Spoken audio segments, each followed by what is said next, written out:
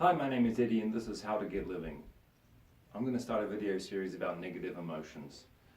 One of my earlier videos was about confidence and how to feel confident, and I talked about how one of the biggest things you got to understand to feel confident is to be in touch with your negative emotions, because being confident is less about a feeling of confidence than it is about an absence of a feeling of negative emotions. Okay, so I'm going to kick this off by talking about one of the bases of being able to deal with negative emotions, and that is your body, just your physical body. Okay, emotions are almost like, in a way, an interface between the physical and the mental world.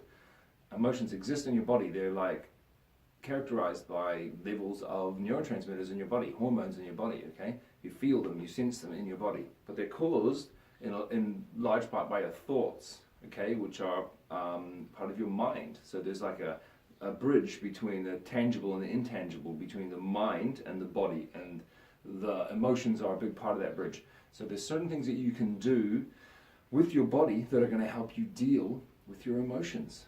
They're just going to strengthen your body and increase the capacity that you have to deal with negative emotions. I'm just going to go through a list very briefly of some of those things, not talk about them too much, and I'll break each one of them down later on in a separate video. But for now, it's just important that you got to understand that the basis of you being able to deal with negative emotions is having a strong body, being able to deal with them physically, because they do exist in your physical level in your body. Okay. So the first thing I'm going to talk about is exercise. The number one thing you can do is intense exercise. I could go into this in massive detail, but for now I'm just going to say you've got to exercise, you've got to sweat. You've got to be doing strength and cardio. Strength and cardio. Okay?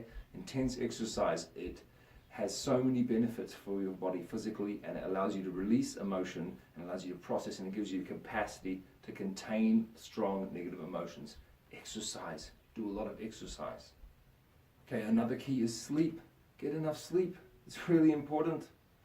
How do you get enough sleep? One of the key ways is to wake up at the same time every day. Okay, so to make sure you're having enough sleep, what you got to do is set a time, get an alarm, so you wake up at the same time every day, and then that will dictate when you go to bed. And if you're too tired, if you need more sleep, then what you do is you just go to bed a little bit earlier. Okay, go to bed half an hour earlier for a week. Okay, and that will help you restore your sleep. But to get your sleep, the number one thing to do is make sure have a structure, have a routine, and that starts by getting up at the same time every day. The other thing you do is, before you go to bed, don't look at screens, don't look at your phone, don't look at any screens. Read a book, man. Read a book before you go to sleep. Okay, so lock in your time you're going to wake up, lock in the time that your day starts, lock in the time that you're going to wake up, and then make sure that you go to bed in time to get enough sleep. And don't look at any screens before you go to sleep. Another key is diet. You've got to be eating a healthy diet. Okay, that involves a lot of green leafy foods and vegetables and fruits. That involves low sugar and low simple carbohydrates. Okay, and enough proteins and fats.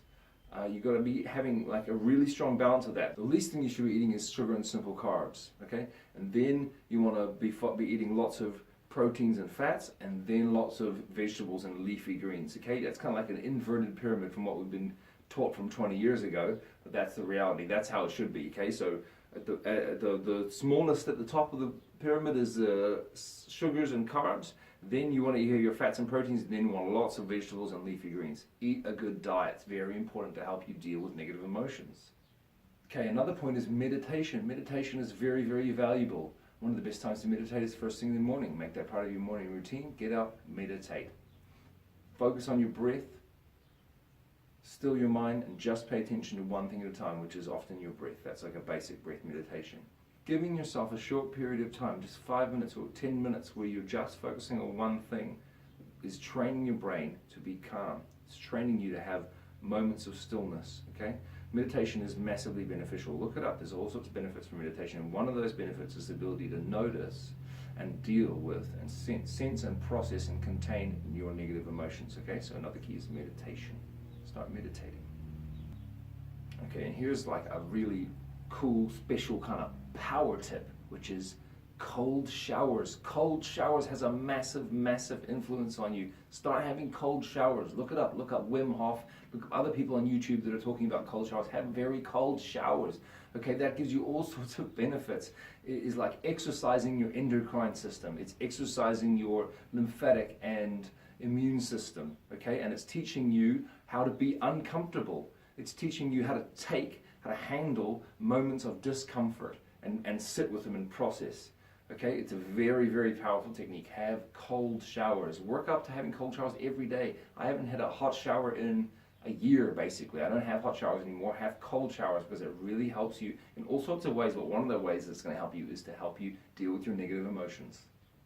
Okay, another really important tip is to stop using mind-altering substances. Okay, I'm talking about alcohol, drugs, cigarettes, anything like that that alters your state of mind is going to have a really big influence on your negative emotions. You might not notice it, especially until you stop using whatever drugs or mind-altering substances you're using, but they have a huge impact, okay? If you're experiencing a lot of negative emotions, one of the first things to do actually is to quit or massively reduce any mind-altering substances. This is really important.